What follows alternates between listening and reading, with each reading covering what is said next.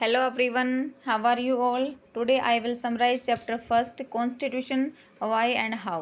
हम बेटा आज इस पूरे चैप्टर के बारे में पढ़ेंगे कंप्लीट चैप्टर ओके। जैसे हमारे को स्टार्टिंग में ही पता लग जाता है कि why do we need a constitution, हमारे को कॉन्स्टिट्यूशन की क्या ज़रूरत है। पूरे चैप्टर में इवन हम पॉलिटिकल साइंस में सबसे पहले हमारे को ये पता होना चाहिए कि कॉन्स्टिट्यूशन की ज़रूरत क्यों पड़ी, ऐसी क्या वजह रही, वो सारे पढ़ेंगे और फंक्शंस पढ़ेंगे। अब देखो बेटा स्टार्टिंग में इसमें क्या दे रखा है हमारे को, व्हाट इज़ ए कॉन्स्टिट्यूशन क्या है, व्हाट आर इट्स फंक्शन, इसके फंक्शन क्या हैं, what role does perform as society में इसका क्या रोल है, how does a constitution relate to our daily existence, हमारी डेली लाइफ में इसका क्या रोल है। और ये सारे क्वेश्चन हमारे दिमाग में आते हैं कि कॉन्स्टिट्यूशन हमारे लिए क्यों इंपॉर्टेंट है। तो आप कह सकते हो what is a constitution, constitution is a set of rule, ये कह सकते हो। बाकी बहुत सारे और भी इसके काम हैं। अब हम देखेंगे बेटा स्टार्टिंग से फर्स्ट जो वर्क है हमारा वो क्या है। देखो कॉन्स्टिट्यूशन अलाउज कोऑर्डिनेशन एंड एजोरेंस, इसका पूरा मतलब समझ लो। कॉन्स्टिट्यूशन हमारे को ये आज्ञा देता है कि सोसाइटी में जितने भी पीपल इकट्ठे रहते हैं उनमें भाईचारे की भावना बढ़े, वो किसी के साथ किसी भी तरीके का भेदभाव ना करें, ठीक है, सबको इक्वल राइट्स मिले, ये लिखा हुआ है हमारे फर्स्ट पॉइंट में। अब हम देखेंगे कि देखो सपोज करो आप किसी ग्रुप के मेंबर हो, ठीक है, उस ग्रुप में डिफरेंट देखो बेटा diverse type of various people रहते हैं, मतलब वहाँ पर डाइवर्सिटी बहुत ज़्यादा है। हिंदू भी हैं, मुस्लिम भी हैं, क्रिश्चियन भी हैं और कुछ ऐसे हैं जिनका कोई पर्टिकुलर रिलीजन नहीं है। अब वो देखो डिफरेंट प्रोफेशन से भी हैं।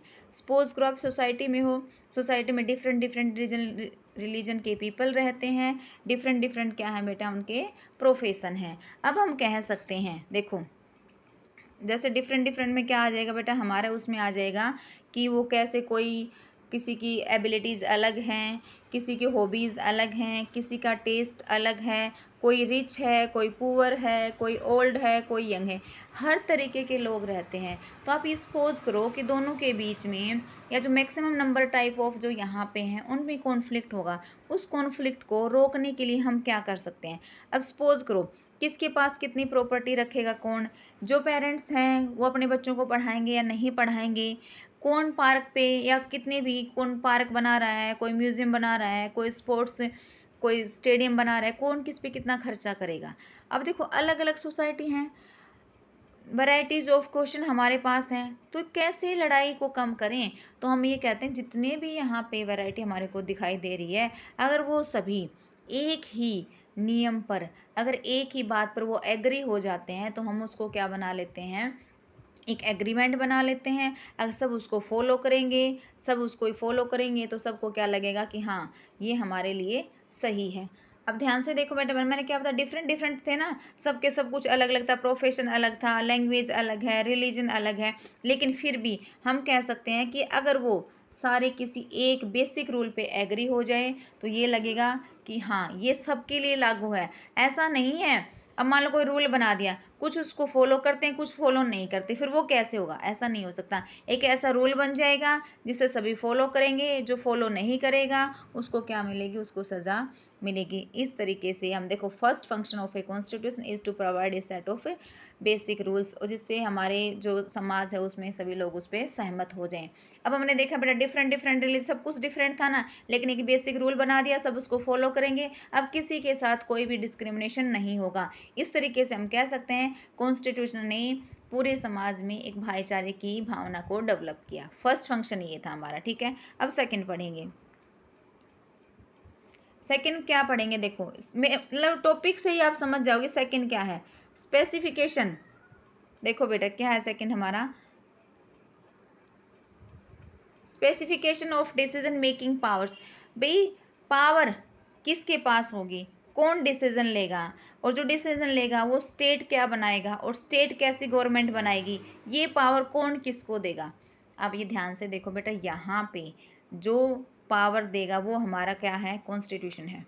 कॉन्स्टिट्यूशन हमारे को पावर देगा कि कौन क्या कर सकता है। अब ध्यान से देखो, देखो द फंडामेंटल रूट्स ये है कि हमारे सबके पास कुछ फंडामेंटल रूट्स होते हैं, लेकिन एक के पास कुछ अलग है, दूसरा कहता है कि हम इसकी ए की बात मानेंगे, कोई कहता है बी की बात मानेंगे, कोई कहता है कि देखो ये रूल अच्छे हैं, दूसरा कहता है कि ये रूल अच्छे हैं।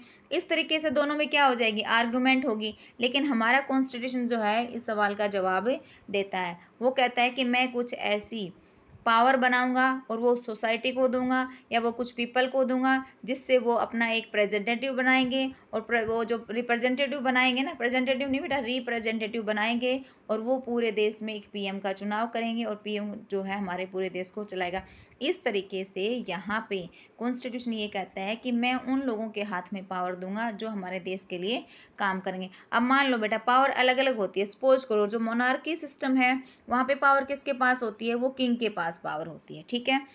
लेकिन जो हमारा सोवियत यूनियन है पुराने टाइम में, कहते हैं कि वहां पर पावर किसके पास थी, एक सिंगल पार्टी के पास पावर थी। लेकिन अगर हम इंडिया की बात करें बेटा, तो यहाँ पर पावर किसके हाथ में है, यहाँ पर पावर है बेटा पीपल के हाथ में है डायरेक्ट, ठीक है। पीपल क्या करते हैं, अपना एक रिप्रेजेंटेटिव जो है इलेक्ट करते हैं और रिप्रेजेंटेटिव को ये पावर दे देते हैं कि वो उनके हिसाब से काम करे। तो ये सारे के सारे काम ये पावर वाले, डिसीजन मेकिंग पावर वाले कौन करता है, ये करता है हमारा कॉन्स्टिट्यूशन। कॉन्स्टिट्यूशन के पास ये पावर है कि कौन क्या करेगा, कौन क्या नहीं करेगा। अब देखो हमारे यहाँ पे बेटा इंडियन कॉन्स्टिट्यूशन में जो पावर होती है वो सबसे ज़्यादा किसके पास होती है, पार्लियामेंट के पास होती है। पार्लियामेंट ही हमारे यहाँ पर एक्ट बनाती है, पार्लियामेंट ही हमारे पे यहाँ लॉ बनाती है, और पार्लियामेंट को भी हम एक अलग तरीके से बनाते हैं, ठीक है। अब देखो parliament in the first place, this is the function of constitution. Parliament ही वो है जिससे हमारा पूरा देश चलता है। अब हम कह सकते हैं जो सेकंड फंक्शन है ऑफ ए कॉन्स्टिट्यूशन का is to specify who has the power to make decision in a society, it decide how the government will be constitute, मिल कैसे गवर्नमेंट बनेगी, कौन डिसीजन लेगा, ये पावर किसके पास है, कॉन्स्टिट्यूशन के पास है। और ये पावर वो किसको देता है, वो पीपल को देता है, और पीपल क्या कर देते हैं, रिप्रेजेंटेटिव को इलेक्ट करते हैं, ठीक है। अब थर्ड देखो, ये बहुत अच्छा है, यहाँ से आपका क्वेश्चन आ सकता है। थर्ड देखो क्या, limitation on the power of government. भाई हमने गवर्नमेंट बना दी, ठीक है। अब गवर्नमेंट बनने के बाद सपोज करो वो गवर्नमेंट जो आपकी बात नहीं सुनती है। अब देखो वो क्या कहती है, आपको प्रैक्टिस करने से रोकती है, आपको अपने मनपसंद कपड़े पहनने से रोकती है, आपको अपने मनपसंद गाने सुनने से रोकती है, आपको अपने मनपसंद कुछ भी काम करने से रोकती है। सपोज करो कि हमने एक किसी व्यक्ति को पूरी पावर दे दी है, ठीक है, गवर्नमेंट बन गई, जैसे मोदी सरकार है, हमने इसको बना दिया, लेकिन कुछ समय के बाद ये क्या करती है, हमारे ऊपर एक डिक्टेटरशिप करती है, मतलब हमारी बात नहीं मानती है। अब देखो इसमें स्पेशल दे रखा है कि कुछ ऐसे कास्ट के पीपल हैं जिनको किसी स्पेशल कुएं से पानी निकालने में भी प्रॉब्लम हो जाती है। मतलब देखो कहाँ कैसी सोच रखी हुई है। अगर ऐसा सरकार करने लग जाती है तो हमारे को क्या हो जाता है, तो हमारे साथ ये अनजस्ट और अनफेयर होगा। तब हमारे कॉन्स्टिट्यूशन में ये लिखा हुआ है कि अगर कोई भी सरकार ऐसा करती है तो उस पर लिमिट कौन लगा सकता है, उसको कंट्रोल कौन कर सकता है, हमारा कॉन्स्टिट्यूशन कंट्रोल कर सकता है।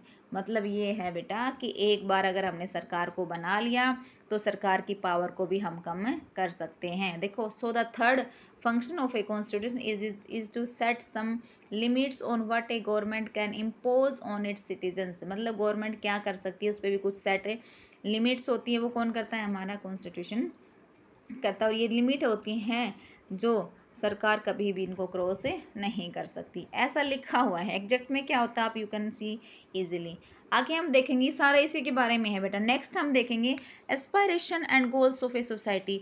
एक सोसाइटी का क्या रोल होता है, एक सोसाइटी में हमारा जो कॉन्स्टिट्यूशन है उसका क्या रोल है। देखो सोसाइटी के कुछ गोल्स होते हैं, सोसाइटी के कुछ से चाहत होती हैं, उनको कौन पूरा कर सकता है, उसको एक कॉन्स्टिट्यूशन हमारे पास एक ऐसी गवर्नमेंट एस्टेब्लिश करता है, वो सारे गोल्स को फुलफिल करते हैं। लेकिन सपोज करो यहाँ पे देखो बेटा, अगर हमारी सोसाइटी जो है वो उसमें डिस्क्रिमिनेशन हो जाता है। देखो फॉर एग्जांपल हमारी सोसाइटी जो है किसी के साथ भेदभाव करने लग जाती है, तो हमारे कॉन्स्टिट्यूशन में ऐसा लिखा हुआ है कि हमारे को कुछ वो फंडामेंटल राइट्स दे देंगे। कितने बेटा, पहले तो 7 थे हमारे पास और आज कितने हैं, 6 फंडामेंटल राइट्स हैं।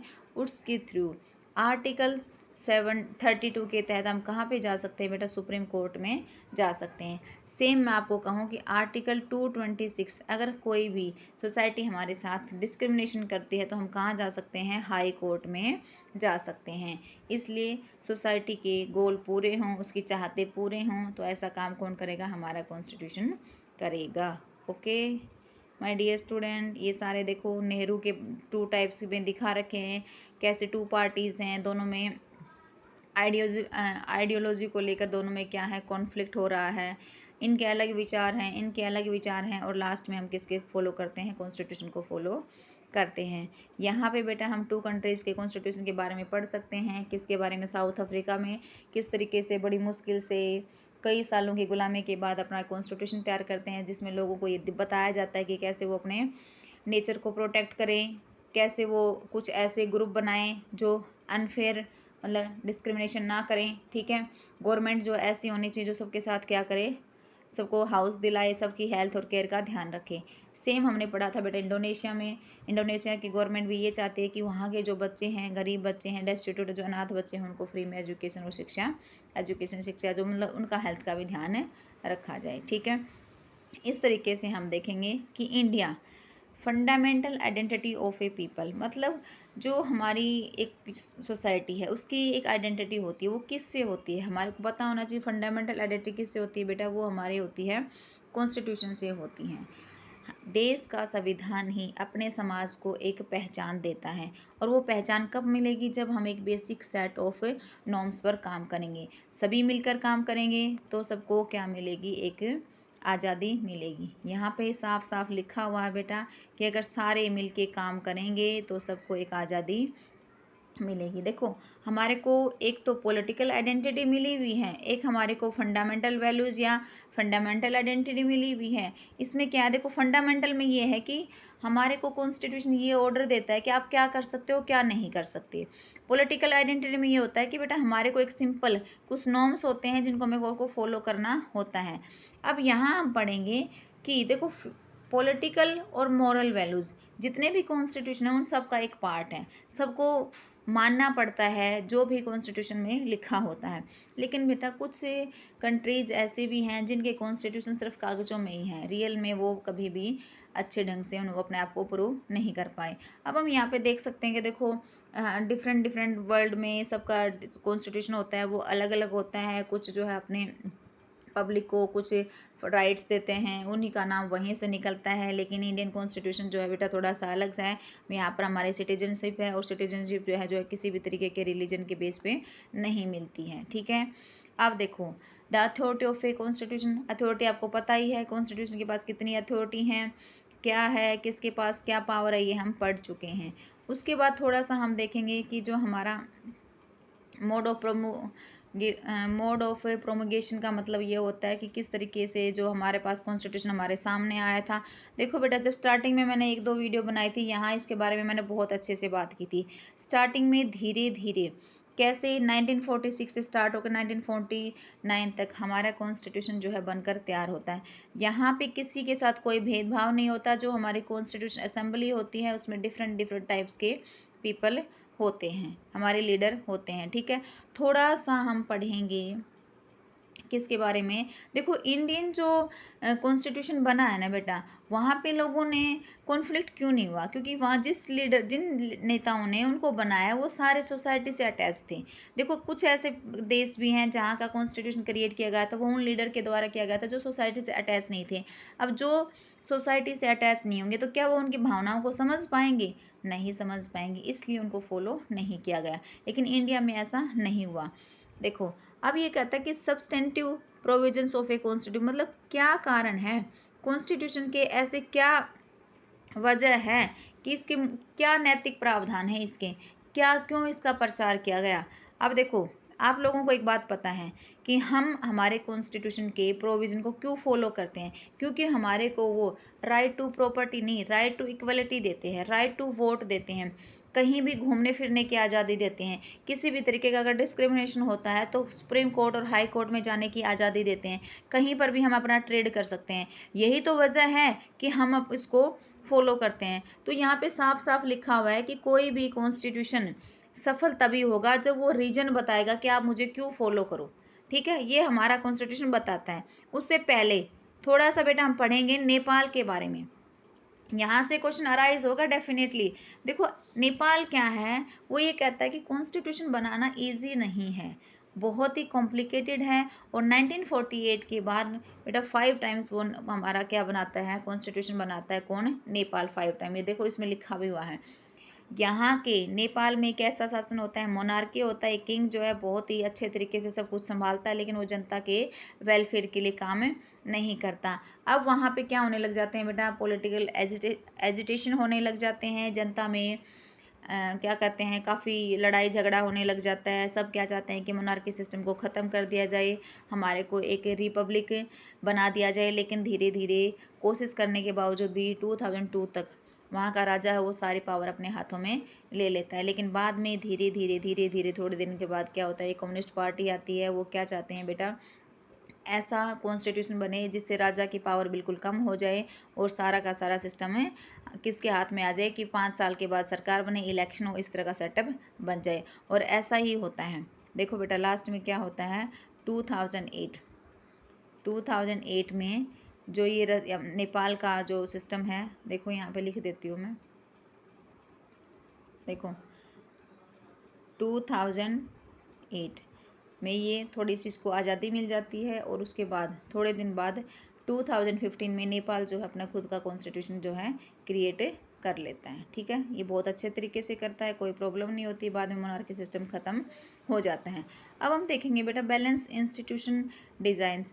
मतलब इसमें समझो क्या करना चाह रहे हैं हमारे एग्जामिनर, कि जो ये हमारा कॉन्स्टिट्यूशन को जब डिज़ाइन करते हैं ना, वो बैलेंस होना चाहिए। मतलब पावर किसी एक इंस्टीट्यूशन के हैंड में नहीं देनी चाहिए। अगर उसको एक को हैंड में दे देंगे तो वो सब कुछ नष्ट कर देता है। कॉन्स्टिट्यूशन जो है बेटा सबवर्टेड का मतलब होता है इसको प्राय नष्ट हो जाता है। Note by the people, by the group of people. मतलब एक व्यक्ति के द्वारा नहीं, छोटे छोटे ग्रुप हैं वो इसको ख़त्म कर देते हैं, क्योंकि वो खुद की पावर को बढ़ा देना चाहते हैं। यहाँ पे बार बार एक ही चीज़ दिखाई गई है कि कॉन्स्टिट्यूशन में पावर को बेटा इस तरीके से बांट दो कि किसी भी तरीके से एक पावर, एक सिंगल इंस्टीट्यूट के पास ये पावर ना हो जिससे वो इसको ख़त्म कर दें। और चेक एंड बैलेंस वाली पॉलिसी है, इसलिए इंडियन कॉन्स्टिट्यूशन को क्या कहा जाता है? सक्सेसफुल कॉन्स्टिट्यूशन कहा जाता है। ओके, और कुछ चीज़ों में फ्लेक्सिबिलिटी होनी चाहिए हमारे कॉन्स्टिट्यूशन को बनाते समय। ऐसा नहीं हो कि बाद में जो चेंजेस हुए और उसको अपना ना पाए। ओके, उसके बाद हम देखेंगे, देखो थोड़ा सा ये दिखा रखा है किस तरीके से। देखो बेटा कैसल ऑफ कार्ड किसको बनाया गया है? इराक के कॉन्स्टिट्यूशन को कहते हैं। इसके बारे में पढ़ेंगे। अब how was the Indian constitution made, भी किस तरीके से बनाया गया? कितनी बार हमने क्लास में इसके बारे में बताया है, अभी दोबारा से सुन लो। देखो कॉन्स्टिट्यूशन जो हमारा बनाया है इसको बहुत टाइम लगा है बनाने में। आगे देखो, अब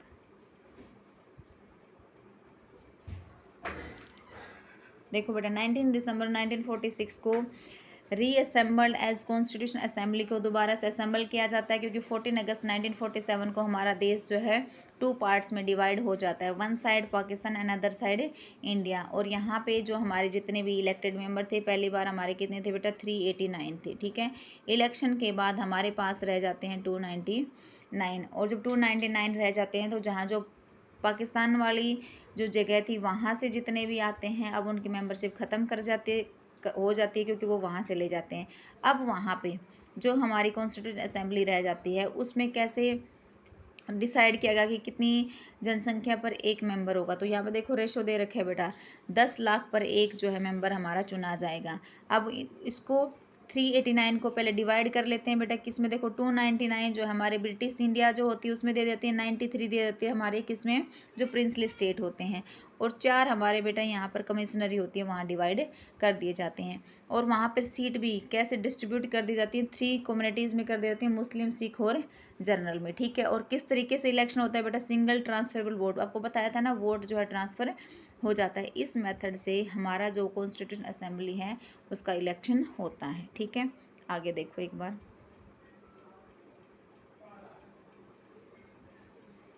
अब सबको पता है 3 जून 1947 में बेटा कुछ इलेक्शन मतलब जो ये असेंबली का इलेक्शन होता है, यहाँ पे जो पाकिस्तान वाले हैं, जो मुस्लिम धर्म वाले हैं, उनको ये लगता है कि हमारे को कितनी सीटें मिलती हैं, सिर्फ 73 सीटें मिलती है, ठीक है। कांग्रेस को मिलती हैं बेटा 212। इसकी वजह से उनको लगता है कि हमारे साथ गलत हुआ है, और वो किसकी डिमांड करने लग जाते हैं, वो पाकिस्तान की डिमांड करने लग जाते हैं। तो हम लास्ट में ये कह सकते हैं कि 284 ऐसे एक्चुअल में लास्ट मीटिंग में हमारे प्रेजेंट होते हैं, जो सिग्नेचर करते हैं, और लास्ट सिग्नेचर होता है डॉक्टर राजेंद्र प्रसाद का। 299 मैं बता चुकी हूँ, आप देख लो। 26 नवंबर 1949 को हमारा जो कॉन्स्टिट्यूशन है उसको आंशिक रूप से कह सकते हो, पार्शियली रूप से कह सकते हैं, इसको अडोप्ट कर लेते हैं हम, ठीक है। और 24 जैन को इसकी लास्ट मीटिंग होती है, और 26 जैन 1950 को फाइनली हम क्या कर देते हैं, इम्प्लीमेंट कर देते हैं, ठीक है। इस तरीके से हमने देखा कि हमारा कॉन्स्टिट्यूशन बिल्कुल तैयार हो चुका है। अब किस किस वजह से हम इसको मानना चाहते हैं, हम देखो इसके बारे में पूरा यही है कि ये हमारे को इक्वल राइट देता है, हर चीज़ में इक्वलिटी होती है हमारी। अब प्रोसीजर देखेंगे, मैंने आपको पहले ही बता चुकी हूँ कि कॉन्स्टिट्यूशन असेंबली इसको बनाती है। यहाँ पर कुछ मेंबर्स होते हैं, मेजर 8 के आसपास हमारी कमेटियाँ बनती हैं, हर कमेटी का अपना एक सब्जेक्ट होता है। जितने भी प्रोविज़न बनाए जाते हैं, ये नाम याद रख लो, नेहरू, राजेंद्र प्रसाद, सरदार वल्लभ भाई पटेल, मौलाना आज़ाद, अम्बेडकर, सारे ये चेयरमैन होते हैं, कमेटियाँ बनाई जाती हैं। हर कमेटी का अपना एक हेड होता है। और जो ये भीमराव अम्बेडकर हैं, ये जो काफ़ी क्रिटिक होते हैं किसके, कांग्रेस और गांधी के, फिर भी ये सभी मिलकर काम करते हैं। इनका पर्सनल खुद का कभी किसी का कोई इंटरेस्ट नहीं होता है। और जितने भी सब्जेक्ट हैं यहाँ पर, सब पर बार बार में क्या होती है बेटा, कंसर्न की जाती है। वोट किसी ऐसे भी सब्जेक्ट होते हैं जिन पे वोटिंग करवाई जाती है, और लास्ट में हमारा जो कॉन्स्टिट्यूशन बन के तैयार हो जाता है। अब थोड़ा सा इसमें देख लो कि जो ये नेशनल मूवमेंट होते हैं हमारे, इनकी भी कुछ विरासत होती है। ऐसा नहीं है कि कॉन्स्टिट्यूशन असेंबली आई और उसने हमारे कॉन्स्टिट्यूशन को फ्रेम कर दिया, नहीं। आज़ादी से पहले हमारे देश में काफ़ी सिचुएशन ऐसी ख़राब थी, तब से हमने डिसाइड कर लिया किस तरीके से हम अपना संविधान बनाएंगे। तब से लेकर 1949 तक हमने उन सभी जितने भी हमारे गोल्स थे उन पर वर्क किया, कॉन्स्टिट्यूशन असेंबली के सामने हमने उनको प्रेजेंट किया, और तब जाकर कॉन्स्टिट्यूशन असेंबली ने अकॉर्डिंग टू नेशनल मूवमेंट जितने भी हमारे थे उनके हिसाब से काम किया। अब हम कह सकते हैं कि अरेंजमेंट, इसका अरेंजमेंट कैसे हुआ, आप ध्यान से देख लो, ये बहुत अच्छा है, यहाँ से बार बार क्वेश्चन आता है। देखो बेटा, हमारी जो गवर्नमेंट थी, हमारे जितने भी लीडर्स थे, उन्होंने कभी ये ध्यान नहीं दिया कि सिर्फ हम इंडिया से ही बनाए, हमारे कॉन्स्टिट्यूशन के जो सोर्सेज है सिर्फ इंडिया से ही लें। उन्होंने कभी ये फील नहीं किया, बल्कि उन्होंने क्या किया बेटा कि अदर कंट्रीज़ के कॉन्स्टिट्यूशन से अच्छी अच्छी चीज़ें ली। जैसे मैं आपको बता दूं, जो हमारे फंडामेंटल राइट्स हैं वो हमने कहाँ से लिए, यूएसए से लिए, ठीक है। फंडामेंटल ड्यूटीज़ हैं बेटा हमारी, कहाँ से ले लिया, वो हमने रसिया से ले ली, ठीक है। प्रियम्बल है हमारा, वो हमने कहाँ से ले लिया, वो हमने अमेरिका से ले लिया। ऐसे हमारे डीपीएस भी हैं, वो हमने कहाँ से ले ली, आयरलैंड से ले ली। मतलब हमारे जितने भी लीडर थे उन्होंने बिल्कुल हेजिटेशन नहीं किया कि हम जो सोर्सेज हैं वो अनदर कंट्री से क्यों ले रहे हैं, क्योंकि उन्होंने कहा कि ये ज़रूरी नहीं है। देखो, बोरोइंग दीज आइडियाज़ लिखा हुआ है साफ साफ, वो एक स्लेविंग इमिटेशन नहीं है, बल्कि हमने अपने देश को अच्छे तरीके से कॉन्स्टिट्यूशन को लागू करने के लिए अगर अच्छी अच्छी चीज़ें ली, उनमें थोड़ा सा हमने सुधार किया और हमारे देश में लागू कर दी। इसलिए कहते हैं देखो बेटा, लास्ट में इंडिया जो है बहुत ही लकी है कि वहाँ पे किसी भी तरीके की कोई भी ऐसी चीज़ नहीं दिखाई गई जिससे ये पता लगे कि इंडिया में संविधान में ये चीज़ जो है बहुत ज़्यादा गलत है। हमने यहाँ पर फ्लेक्सिबिलिटी भी रखी है, रिजिडिटी भी रखी है, मतलब कठोर भी है हमारा संविधान, लचीला भी है। दुनिया में सबसे बड़ा संविधान भी हमारा है, और सबसे छोटा संविधान बेटा किसका है, वो अमेरिका का है। देखो, हमारा जो कब लागू होता है 26 जैन को लागू होता है, और अमेरिका का सबसे पहले होता है बेटा 1789 में। उसमें 7 प्रोविजंस होते हैं, हमारे वाले में होते हैं 395 article. Okay, bye bye everyone, फिर मिलते हैं नई क्लास के साथ, नई उत्साह के साथ।